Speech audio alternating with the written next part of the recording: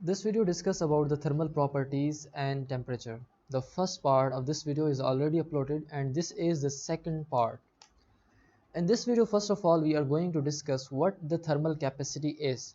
Thermal properties and temperature को पढ़ने के बाद जो सबसे पहली चीज़ हमने इस टॉपिक के अंदर पढ़नी है वो ये है कि थर्मल हीट कैपेसिटी आखिर चीज़ है क्या।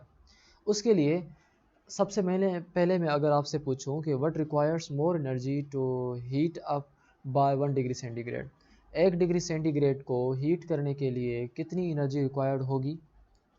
अगर 1 किलोग्राम आपके पास वाटर का है और 1 किलोग्राम एल्यूमिनियम का है, तो 1 किलोग्राम वाटर को आपने टेम्परेचर इंक्रीज़ करना है 1 डिग्री सेंटीग्रेड और 1 किलोग्राम एल्यूमिनियम का भी टेम्परेचर 1 डिग्री सेंटीग्रेड करना है।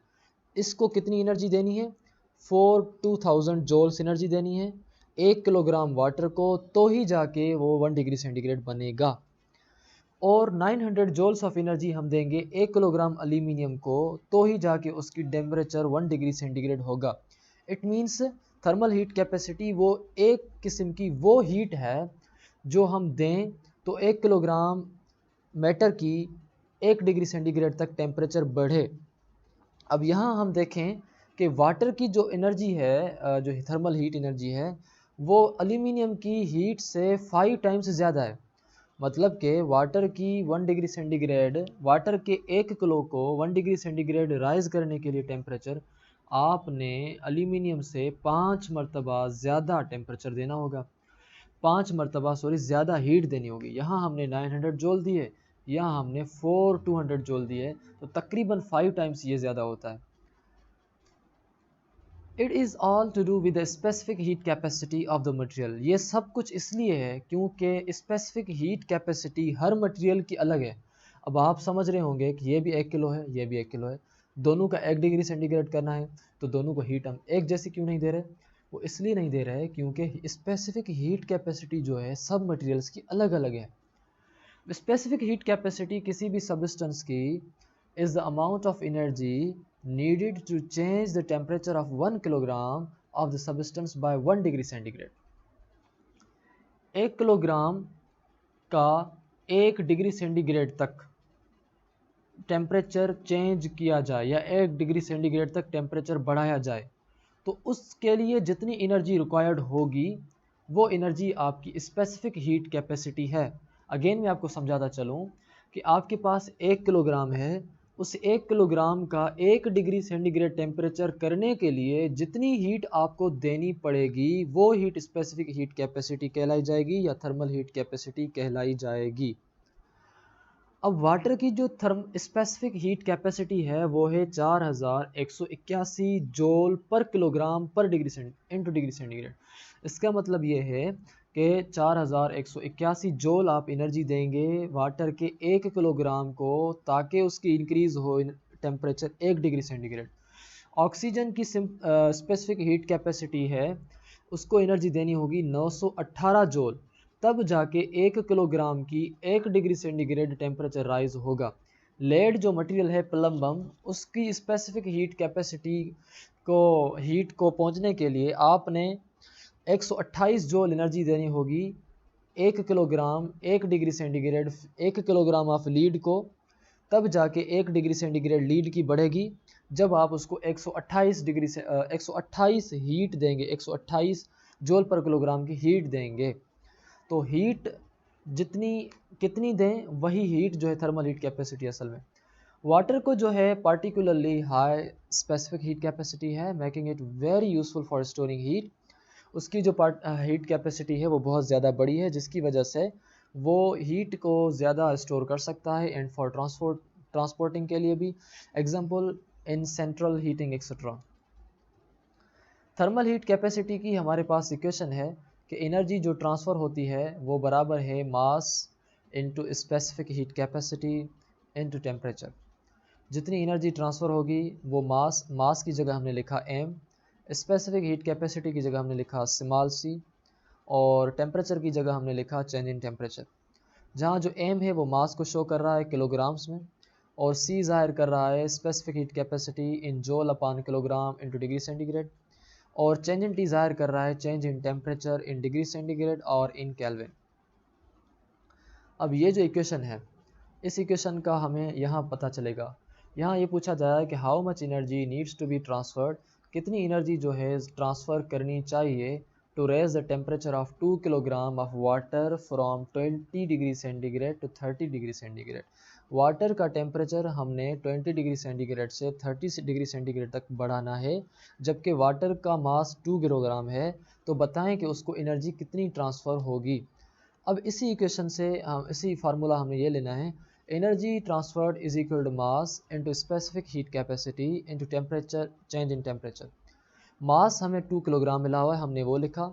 स्पेसिफिक हीट कैपेसिटी हमें यहाँ मिली हुई नहीं है, हमने खुद मालूम करनी है। हमें याद करना है वैल्यू कि वाटर की जो स्पेसिफिक हीट कैपेसिटी है, जैसे हमने पिछले पढ़ा था इसके अंदर, ये जो टेबल है हमने याद करना है, 4181 joule per kilogram into degree centigrade है। तो हमने जहाँ स्पेसिफिक हीट कैपेसिटी लिखी हुई थी वहाँ 4181 स्पेसिफिक हीट कैपेसिटी का वैल्यू लिखा। फिर उसके बाद इंटू में चेंज इन टेम्परेचर हमने लिखना है। पहले टेम्परेचर था 20, फिर बाद में हुआ 30, तो टोटल जो डिफरेंस आया बीच में, जो टोटल चेंज आई वो 10 की आई, इसलिए हमने लिखा 30 माइनस 20 इज इक्वल टू 10। तो 2 इंटू 4181 इंटू 10, सबको जब हमने मल्टीप्लाई किया तो हमें जो एनर्जी मिली वो मिली 83,620 जूल। ये जो है एनर्जी ट्रांसफ़र होगी। अब इसको हमने किलो जूल में अगर ट्रांसफ़र करना है तो हमने तीन अदद छोड़कर हमने पॉइंट देनी है, तो 83.620 किलो जूल एनर्जी ट्रांसफ़र करनी होगी।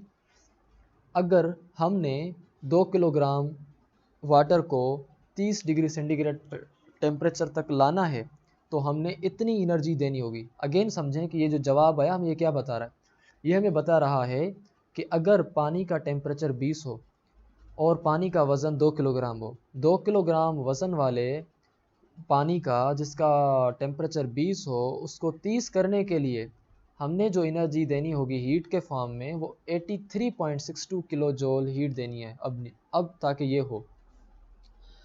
अब सवाल है कि what is this thermal capacity, थोड़ा इसके बारे में भी हम समझ लें पहले। थर्मल कैपेसिटी क्या है? ये तो हमने पढ़ा स्पेसिफिक हीट कैपेसिटी, अब हम पढ़ रहे हैं थर्मल कैपेसिटी।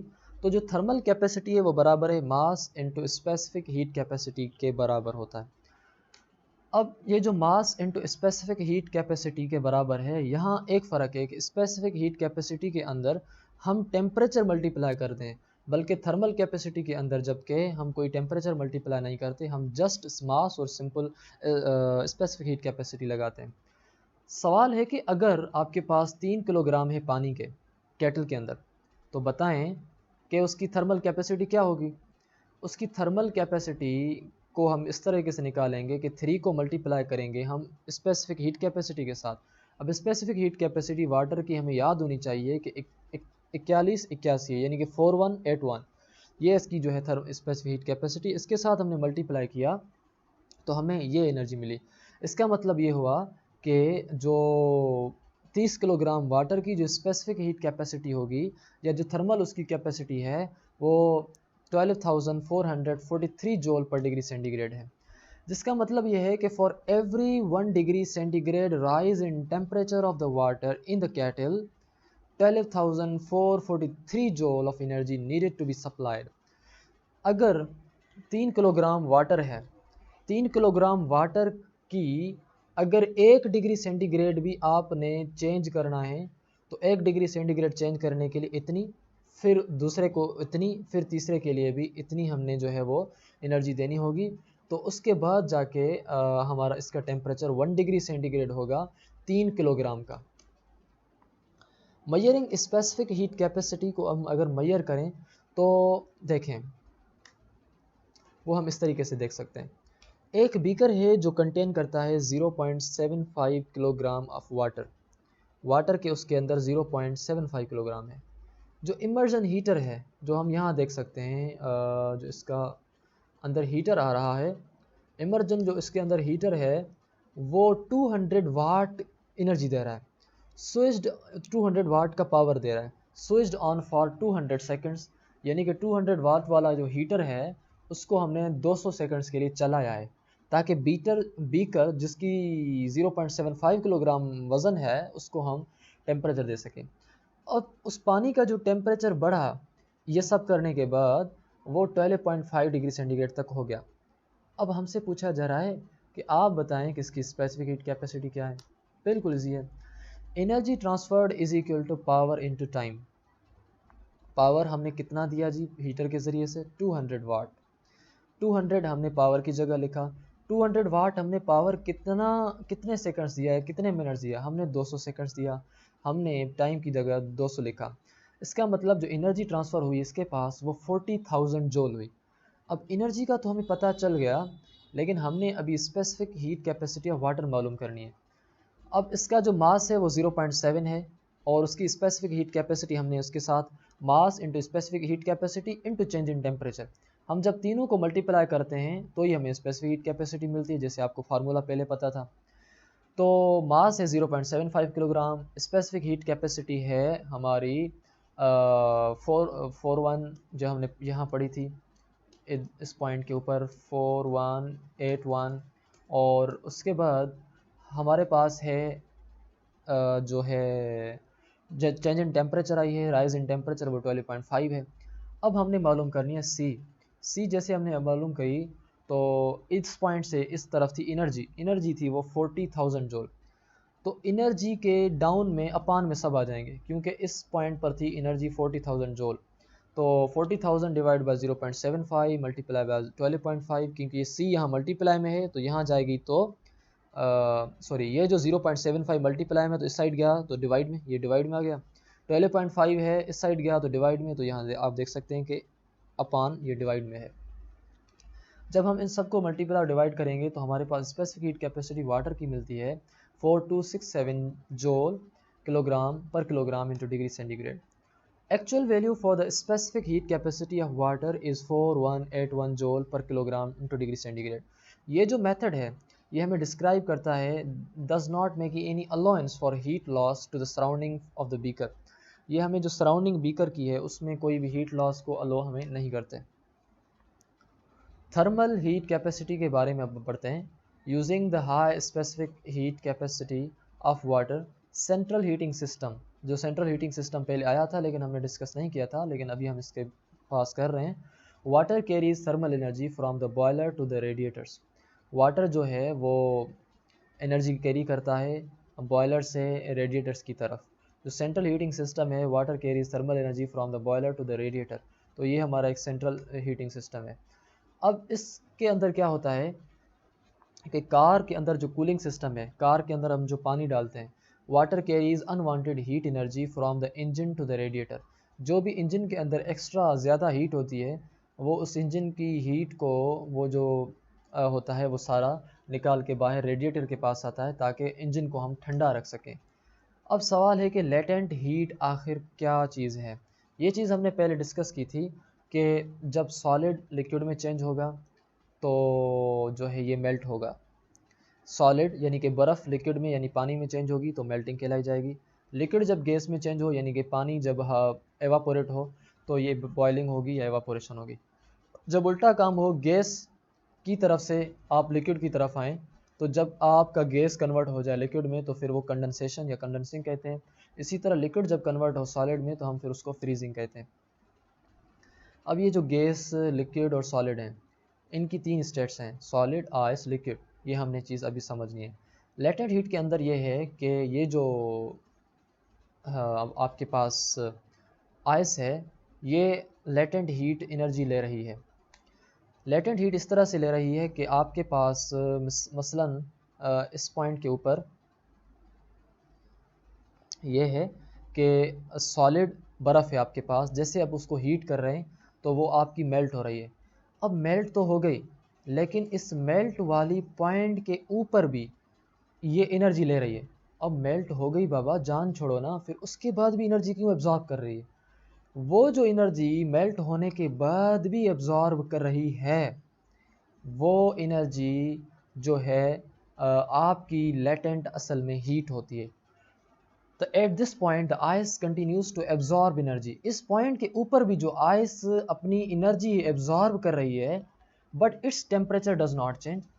एनर्जी भी एब्जॉर्ब कर रही है लेकिन उसका फिर भी टेम्परेचर 0 डिग्री सेंटीग्रेड है। वो एनर्जी, वो हीट एब्जॉर्ब भी कर रही है, लेकिन उसका टेम्परेचर फिर भी 0 डिग्री सेंटीग्रेड है। आप देख सकते हैं इस पॉइंट से लेकर इस पॉइंट तक ये 0 डिग्री सेंटीग्रेड ही है। ये ग्राफ ऊपर भी नहीं जा रहा, लेकिन इसके दौरान ऐसा नहीं है कि ये खामोश है, ये यहाँ हीट ले रही है। अब जब ये हीट ले रही है तो वो किस खाते में जाएगी, वो तो हमने उसको कुछ ना कुछ तो नाम देना है ना। The energy absorbed eight this point, इस पॉइंट के ऊपर जो एनर्जी रिलीज होती है उसको हम लेटेंट हीट ऑफ फ्यूजन कहते हैं। I hope you understood. It is needed to separate. अब सवाल यह है कि क्यों लेता है, इसके लिए क्यों ज़रूरी है। It is needed to separate the particle so they can form a liquid. यहाँ ये आइस है, अब ये आइस चेंज होना चाहती है लिक्विड में। लिक्विड में चेंज होने के लिए इसको कुछ एनर्जी तो चाहिए ना। वो जो एनर्जी ये लेगी लिक्विड में चेंज होने के लिए, हालांकि ज़ीरो के बाद वो लिक्विड होती है ऑटोमेटिक, लेकिन फिर भी उसको एनर्जी कुछ चाहिए, हीट। वो जो हीट है जो उसको चाहिए 0 डिग्री सेंटीग्रेड के ऊपर, टेम्परेचर भी चेंज नहीं हो रहा, वो है latent heat of fusion. It is needed to separate the particle so they can form a liquid. Solid के अंदर जो पार्टिकल्स हैं उनको सेपरेट करता है ताकि वो लिक्विड में हो। जिस तरह आप देख सकते हैं आइस है, ये आइस का टेम्परेचर 0 डिग्री सेंटीग्रेड है इस पॉइंट पर, लेकिन उसके बाद भी ये जो एनर्जी ले रहा है इस पॉइंट के ऊपर, वो energy latent heat of fusion है, जिसकी वजह से ये बर्फ़ पिघल रही है। The energy is release again when a liquid changes back to solid. और जब आपका ये लिक्विड फिर से बर्फ़ होगा तो फिर इसने जो लेटेंट हीट ऑफ फ्यूजन ली थी पिघलने के लिए, वो फिर बाद में रिलीज़ करेगा, फिर वो बाद में निकालेगा। तो जो एनर्जी, वो the energy is released again when a liquid changes back to a solid, यानी कि जब पानी बर्फ़ में होगा तो फिर बर्फ़ से पानी होने के लिए जो उसने latent heat of fusion energy ली थी, वो एनर्जी लूज़ करेगा, फिर पानी से बर्फ़ हो जाएगा। Specific latent heat of fusion of ice is 3,30,000 joule per kilogram. You know what? 3,30,000 joule per kilogram जो heat of latent heat of fusion है, वो इसको चाहिए बर्फ़ को, specific latent heat of fusion. This means that 3,30,000 joules of energy are transferred to change each kilogram of ice into water at the same temperature 0 degree centigrade. Temperature वही 0 degree centigrade होगा, लेकिन उसी 0 डिग्री सेंटीग्रेड टेम्परेचर के ऊपर अगर बर्फ़ को पानी में चेंज होना है तो फिर हर बर्फ़ का 1 किलोग्राम 3,30,000 जोल्स ऑफ एनर्जी लेगा, तभी जाके वो बर्फ़ का 1 किलोग्राम पानी में कन्वर्ट होगा। यहाँ जो इक्वेशन है हमारे पास, इक्वेशन है energy transferred is equal to mass into specific heat.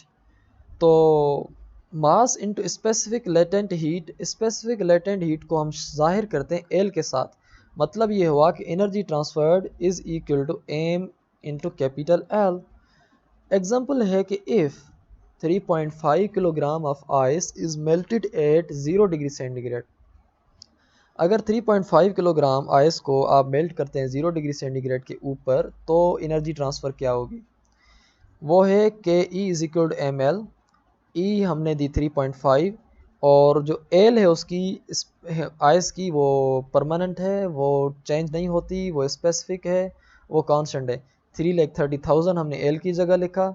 जब हमने 3.5 किलोग्राम को मल्टीप्लाई किया 3,30,000 के साथ, तो हमें मिला 1,155,000 जोल हमने एनर्जी ट्रांसफ़र करनी होगी, तभी 3.5 किलोग्राम आइस का मेल्ट होके पानी होगा। You know how much amount of energy this is.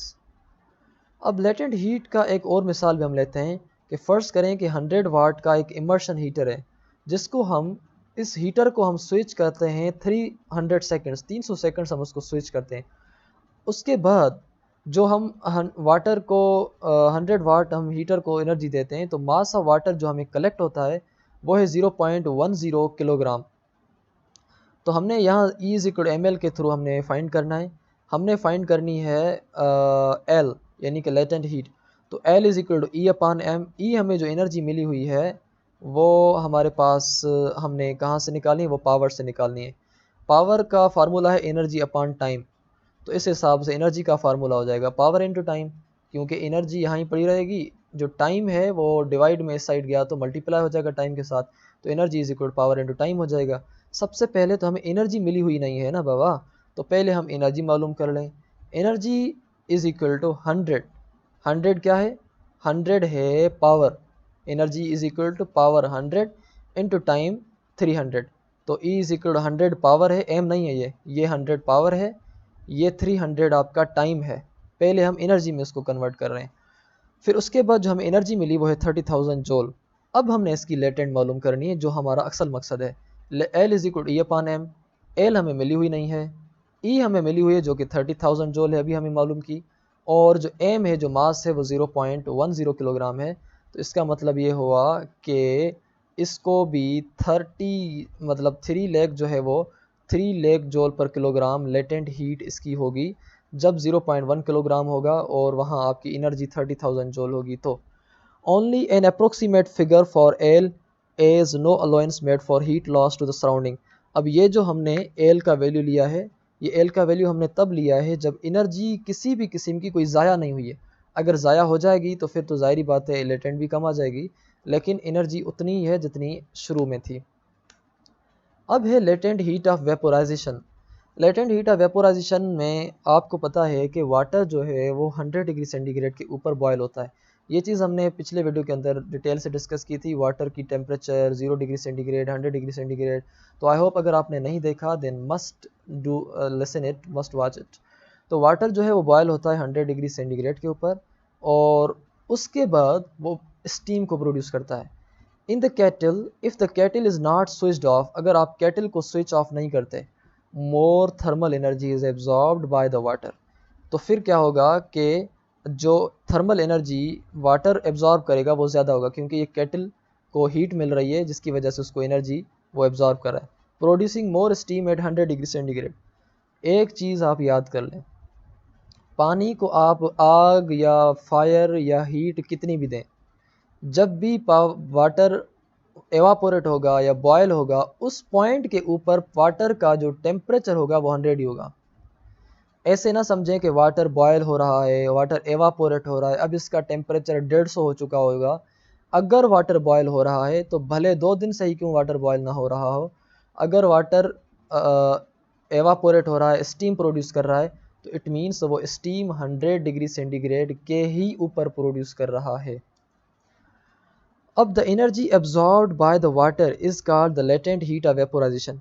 देखें कि 100 डिग्री सेंटीग्रेड तो इसका है, 100 डिग्री सेंटीग्रेड के बावजूद उसको हीट लेनी है ताकि वो स्टीम में एवापोरेट हो। टेम्परेचर उसका 100 डिग्री सेंटीग्रेड ही रहेगा, लेकिन उसको 100 डिग्री सेंटीग्रेड के ऊपर भी कुछ हीट और एब्जॉर्ब करनी है ताकि पानी जो है वो स्टीम में चेंज हो जाए। अब वो एनर्जी जो 100 डिग्री सेंटीग्रेड के ऊपर ही आप ले रहे हैं, 100 डिग्री सेंटीग्रेड के दौरान आप ले रहे हैं, उस एनर्जी को हम लेटेंट हीट ऑफ वेपोराइजेशन कहते हैं। यानी एक ऐसी हीट जो पानी को वेपोराइज करने के लिए दें 100 डिग्री सेंटीग्रेड टेम्परेचर होने के बावजूद भी। Most of the thermal energy is need to separate the particles so they can form a gas. Most जो थर्मल एनर्जी है वो need to separate the particles, उसमें से जो थर्मल एनर्जी है पार्टिकल्स को सेपरेट करती है ताकि उसमें से जो गैस है वो निकल सके, so they can form a gas, ताकि उसमें से गैस फॉर्म कर सके। Some energy is required to push back the atmosphere as the gas forms. कुछ एनर्जी रिक्वायर होती है कि आप एटमॉस्फेयर को पुश करें जैसे ही गैस फॉर्म होता है। अब गैस तो बन गया भाई, फिर वो वहाँ ही लिक्विड में कन्वर्ट हो जाए, तो इसलिए उसको हमने आगे धकेलना भी तो है ना। फिर उसके लिए जो एनर्जी आपको थोड़ी ज़्यादा चाहिए वो लेटेंट हीट ऑफ वेपोराइजेशन है in simple terms. So latent heat of vaporisation, the specific latent heat of vaporisation of water is 23 lakh joule per kilogram. जो specific latent heat of vaporisation of water है, यानी कि 1 kilogram अगर water का होगा तो उसके लिए जो हमने एनर्जी देनी होगी वो 23 लाख जूल देनी होगी, तब जाके पानी की जो specific latent heat of vaporisation है वो अचीव होगी। This means that 23 lakh joule of energy are transferred to change each kilogram of liquid water into steam at the same temperature 100। Temperature 100 degree ही सेंटीग्रेड होगा और 1 किलो पानी को change करने के लिए 100 डिग्री सेंटीग्रेड के ऊपर जो एनर्जी एक्स्ट्रा आपने देनी है, लेटेंट हीट ऑफ वेपोराइजेशन जो आपने देनी है, वो 23 लाख जूल होगी पर kilogram. Some equations is for the specific latent of heat fusion E is equal to ml, but this time L is the specifically heat of vaporization. पहले जो थी वो latent heat थी, अब जो है वो सिर्फ और सिर्फ अब जो है वो specific latent of heat of vaporization है, यानी कि E is equal to ml है. So आपके पास ये भी है. अब यहाँ आपके पास अगर 100 वाट इमर्शन हीटर है जिसको आप स्विच करते हैं फॉर 500 सेकंड्स, 500 सेकंड्स के लिए आपने उसको स्विच आउट कर दिया. मास ऑफ वाटर जिसको आप बॉयल अवे करते हैं वो 20.0 ग्राम है. इसके अंदर जो 20.0 ग्राम वाटर है, E is equal to ml के हिसाब से इसमें से हमने इक्वेशन ली E is equal to AE upon M.